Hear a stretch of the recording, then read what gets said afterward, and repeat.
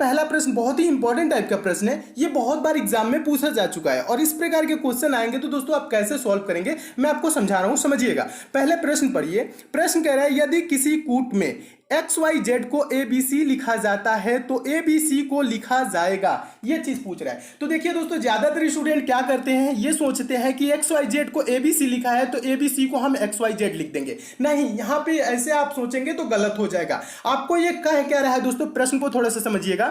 XYZ को ABC लिख रहा है तो अब यहां पे देखना है दोस्तों, ये X को क्या लिखा है, A लिखा है, यानी कि X के कितने बाद A आता है, यानी कहने का मतलब है Y और Z छोड़ देंगे, उसके बाद क्या आएगा, A आएगा। फिर y को क्या लिखा है दोस्तों, b लिखा है, तो y के बाद z आता है, उसके बाद a आता है, फिर क्या आता है b। ठीक है, समझ रहे हैं ना, ये क्या कर रहा है, ऐसे लिख रहा है। फिर आगे चलिए, z के बाद क्या लिखा है दोस्तों, c लिखा है, यानी कि z के बाद a और b को छोड़ दिया है, c लिखा है। आगे क्या कर रहा है, दो का गैप ले रहा है। इसी प्रकार से दोस्तों हम क्या करेंगे, a b c को लिखेंगे। बहुत ही इंपॉर्टेंट है, बहुत बार क्वेश्चन पूछा गया है। तो a के बाद दोस्तों हम दो छोड़ देंगे, तो बताइए b और c छोड़ देंगे तो होगा क्या दोस्तों, d हो जाएगा।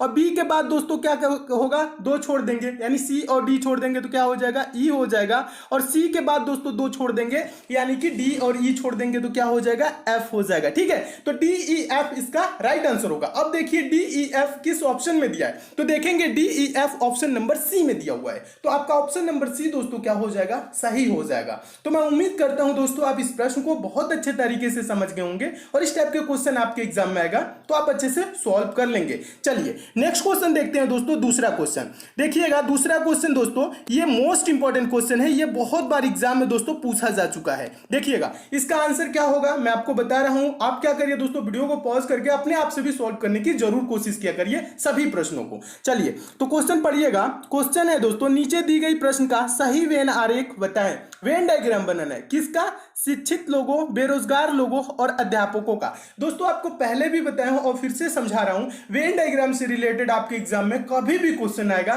तो आप क्या करेंगे, जो वेन डायग्राम के लिए शब्द दिए गए रहेंगे, जैसे इसमें शब्द दिया गया है शिक्षित लोगों, बेरोजगार लोगों और अध्यापकों, इन्हीं शब्दों पे दोस्तों विचार करना होता है कि ये एक दूसरे से कैसे संबंधित है। बस इनका आपस में दोस्तों रिलेशन निकालना है, तुरंत इसका सही आंसर आ जाएगा। कैसे रिलेशन निकाला जाता है ये भी मैं आपको समझा रहा हूं। देखिए दिया क्या है दोस्तों, शिक्षित लोगों, उसके बाद क्या है दोस्तों, बेरोजगार लोगों, उसके बाद क्या है दोस्तों, अध्यापकों।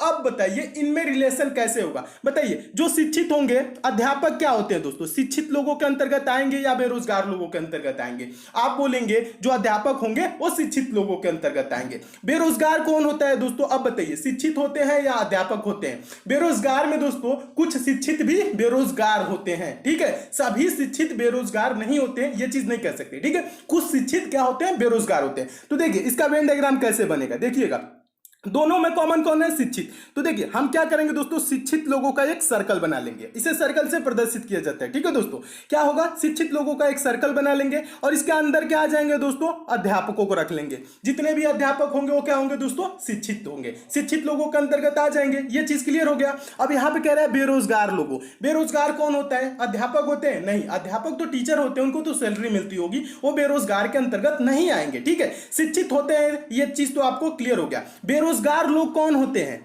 बेरोजगार में कुछ बेरोजगार क्या होते हैं दोस्तों, शिक्षित भी होते हैं, सभी बेरोजगार लोग शिक्षित नहीं होते हैं, ये चीज नहीं करना है। ठीक है, कुछ बेरोजगार लोग क्या होते हैं दोस्तों, शिक्षित भी होते हैं, यानी कि इसका वेन डायग्राम इस टाइप से बनेगा। अब देखिए इस टाइप से किस ऑप्शन में दिया है, तो देखेंगे ऑप्शन नंबर डी में इस टाइप से आपको इमेज दिख रहा होगा, फिगर दिख रहा होगा, तो आपका ऑप्शन नंबर डी दोस्तों क्या हो जाएगा, सही हो जाएगा। तो मैं उम्मीद करता हूं दोस्तों आप इस प्रश्न को भी बहुत अच्छे तरीके से समझ गए होंगे और इस टाइप के भी क्वेश्चन आपके एग्जाम में आएगा तो आप अच्छे से सॉल्व कर लेंगे। दोस्तों लास्ट में एक रीजनिंग का बहुत ही इंपॉर्टेंट टाइप का आपसे क्वेश्चन पूछूंगा जिसका आंसर सभी दोस्तों को कमेंट करके बताना है। ठीक है, तो लास्ट में पूछूंगा, उसका आंसर क्या करना है, कमेंट करना है, बहुत ही इंपॉर्टेंट टाइप का है। तो चलिए नेक्स्ट क्वेश्चन देखते हैं। पहले तीसरा क्वेश्चन देखिएगा, तीसरा क्वेश्चन भी बहुत ही इंपॉर्टेंट टाइप का क्वेश्चन है। देखिएगा प्रश्न को पढ़िएगा ध्यान से।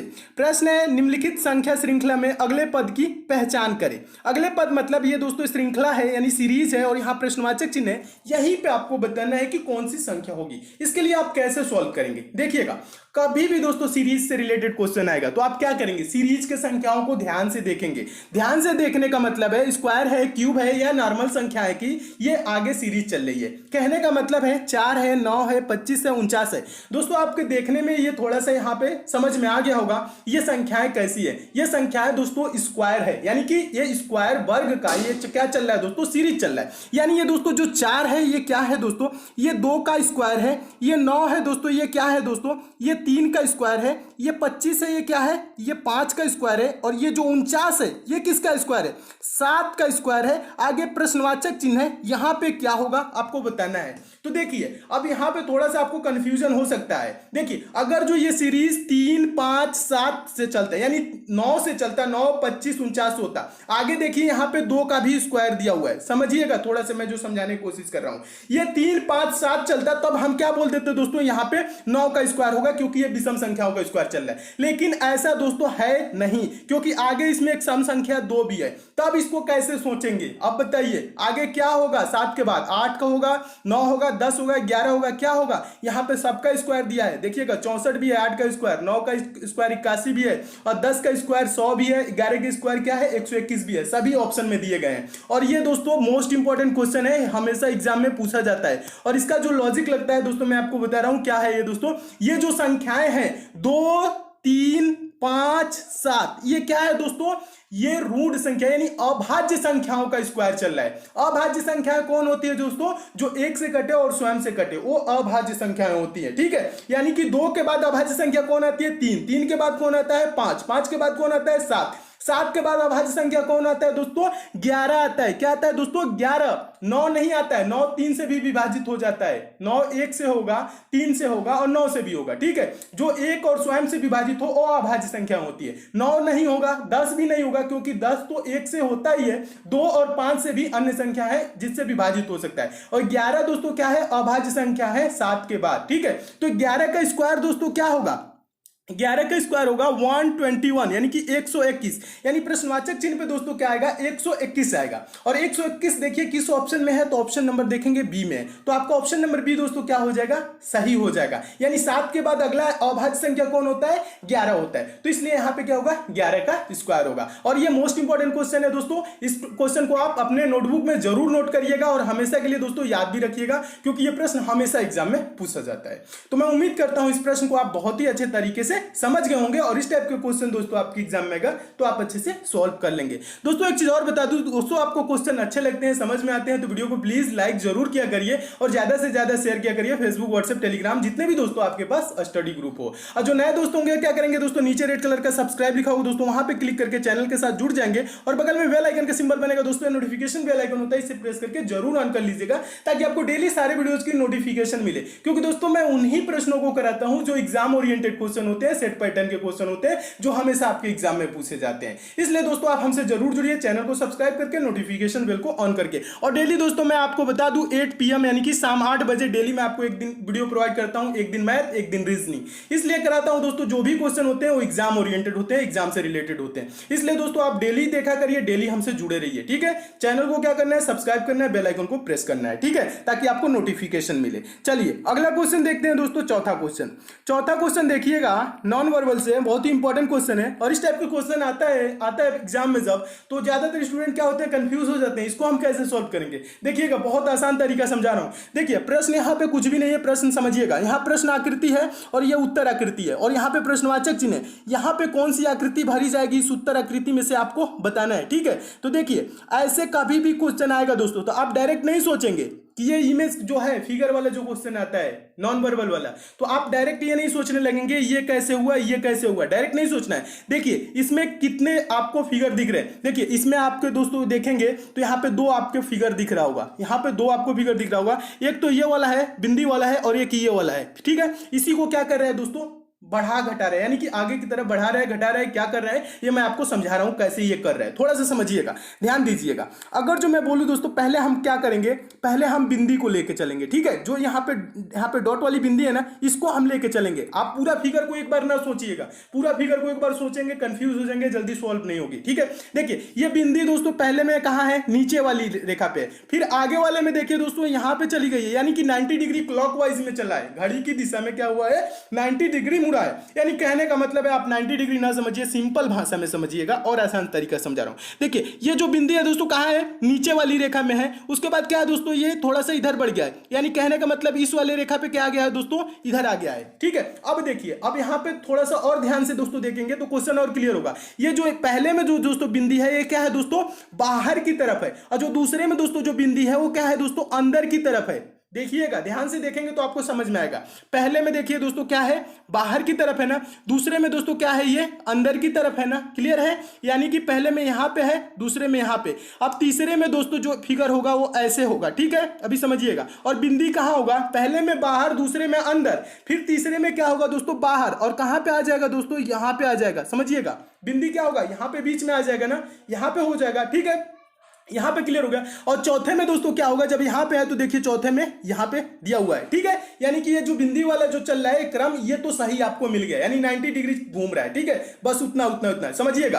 पहले में नीचे वाले लाइन पे है, दूसरे वाले साइड वाले पे है, तीसरे वाले में ऊपर हो गया, चौथे वाले में इस साइड पे हो गया, ठीक है। यानी आपको ये चीज क्लियर हो गया, यानी कि कहां होगा, यहां पे होगा। अब क्या करना है दोस्तों, आपको जो ये वाला फिगर आपको दिख रहा है ना कॉर्नर पे, पहले में देखिएगा यहां पे, ये जो दोस्तों फिगर दिख रहा है, तो पहले में यहां पे, दूसरे में दोस्तों कहां है, यहां पे है, समझ रहे हैं ना। ये भी क्या हुआ है, एक कोने से दूसरे कोने पे गया। अब तीसरे में दोस्तों कहां पे होगा, तीसरे में होगा यहां पे। यहां पे कहने का मतलब है इस तरह से हो जाएगा, कैसे हो जाएगा, इस टाइप से हो जाएगा, ठीक है। और चौथे में कहां पे होगा दोस्तों, यानी कि इस कॉर्नर पे हो जाएगा, यहां पे दिया हुआ है। तो इसका इमेज कैसे बनेगा दोस्तों, जहां प्रश्नवाचक चिन्ह पे मैं जो बनाया हूं इमेज, इस टाइप से बनेगा। अब इस टाइप से देखिए किस ऑप्शन में दिया है, तो देखेंगे दोस्तों इस टाइप से ऑप्शन नंबर बी में दिया हुआ है, यानी जो बिंदी है दोस्तों बीच में है और बाहर की तरफ है, ठीक है। ये चीज क्लियर हो गया। और ये जो इमेज है दोस्तों, ये जो आपका जो चिन्ह दिख रहा है ये वाला, ठीक है, तो ये कहां है दोस्तों, ये कॉर्नर पे है, यानी कि इस साइड में, ठीक है। यानी कि सेम जो फिगर में बनाया हूं वो ऑप्शन नंबर बी की तरह है। तो आपका ऑप्शन नंबर बी दोस्तों क्या हो जाएगा, सही हो जाएगा। तो मैं उम्मीद करता हूं दोस्तों आप इस प्रश्न को भी बहुत अच्छे तरीके से समझ गए होंगे, और इस टाइप के भी क्वेश्चन आपके एग्जाम में आएगा तो आप अच्छे से सॉल्व कर लेंगे। ज्यादा कुछ भी नहीं करना है, कभी भी क्वेश्चन है दोस्तों तो आप एक एक फिगर को लेके घुमाना है। पहले बिंदी घुमा रहे तो बिंदी घुमाइए, या पहले ये वाली इमेज घुमा रहे, ये वाली फिगर घुमा रहे थे, ये वाली घुमाइए, ठीक है। एक एक घुमाएंगे तुरंत आपको आंसर मिलना स्टार्ट हो जाएगा, ठीक है। तो मैं उम्मीद करता हूं इस प्रश्न को आप बहुत ही अच्छे तरीके से समझ गए होंगे। दोस्तों एक चीज और बता दूं दोस्तों, आप लोगों की काफी डिमांड थी कि हम करंट अफेयर की भी वीडियो आपको डेली प्रोवाइड करें। तो दोस्तों आपको बता दूं, हम अपने साथ एक बहुत ही अच्छे सर को रख लिए हैं। करंट अफेयर मॉर्निंग में दोस्तों 5 PM यानी कि सुबह 5 बजे दोस्तों, देखिएगा सुबह दोस्तों 5 बजे वीडियो प्रोवाइड करते हैं, ठीक है। सुबह 5 बजे डेली वीडियो प्रोवाइड करते हैं, और जो क्वेश्चन होते हैं वो एग्जाम ओरिएंटेड क्वेश्चन होते हैं, बहुत ही इंपॉर्टेंट क्वेश्चन वो कराते हैं दोस्तों। और एग्जाम से रिलेटेड आपके एक्स्ट्रा फैक्ट भी देते हैं। जो क्वेश्चन होता है ना, उसी क्वेश्चन से रिलेटेड जितने क्वेश्चन बन जाएंगे, ठीक है, एक्स्ट्रा फैक्ट के रूप में देते हैं। और उसकी पीडीएफ भी प्रोवाइड करते हैं टेलीग्राम पे। तो आपने टेलीग्राम को नहीं ज्वाइन किया है तो दोस्तों टेलीग्राम पे एसएससी मेकर सर्च करके आप टेलीग्राम पे चैनल पे क्या करिए, एसएससी मेकर को ज्वाइन कर लीजिएगा। ज्वाइन कर लेंगे तो डेली आपको सारे वीडियो की क्या होगी दोस्तों, पीडीएफ मिलने लगेगी, ठीक है। पीडीएफ में भी सारे इंपॉर्टेंट फैक्ट देते हैं, बहुत ही अच्छे तरह से पढ़ा रहे हैं। तो डेली दोस्तों सुबह 5 बजे आप जरूर देखा करिए करंट अफेयर, ठीक है। चलिए नेक्स्ट क्वेश्चन देखते हैं दोस्तों, पांचवा क्वेश्चन। देखिएगा पांचवा क्वेश्चन है, बहुत ही इंपॉर्टेंट क्वेश्चन है, मोस्ट इंपॉर्टेंट क्वेश्चन है दोस्तों। ये बहुत बार एग्जाम में पूछा जा चुका है, और ऐसे क्वेश्चन है तो कैसे सॉल्व किया जाता है मैं आपको बता रहा हूं आसान तरीका। पहले क्या करना है, क्वेश्चन को पढ़ना है। क्वेश्चन है, दिए हुए विकल्पों में से लुप्त संख्या ज्ञात कीजिए। लुप्त संख्या मतलब क्या होता है दोस्तों, मिसिंग नंबर। कहां पे है दोस्तों, प्रश्नवाचक चिन्ह यहां पे दिख रहा है ना कॉर्नर पे, यहीं पे आपको बताना है कि कौन सी संख्या होगी। इसके लिए दोस्तों आप क्या करेंगे, देखिएगा जब कभी भी दोस्तों कॉर्नर पे संख्या आए, ठीक है, यानी कि मिसिंग नंबर, प्रश्नवाचक चिन्ह हो, तो आप क्या करेंगे, पहले दोस्तों कभी भी क्वेश्चन आएगा मिसिंग नंबर यानी लुप्त संख्या से रिलेटेड, तो आप संख्याओं को ध्यान से देखेंगे। संख्याएं कहीं आपको बड़ी छोटी तो नजर नहीं आ रही।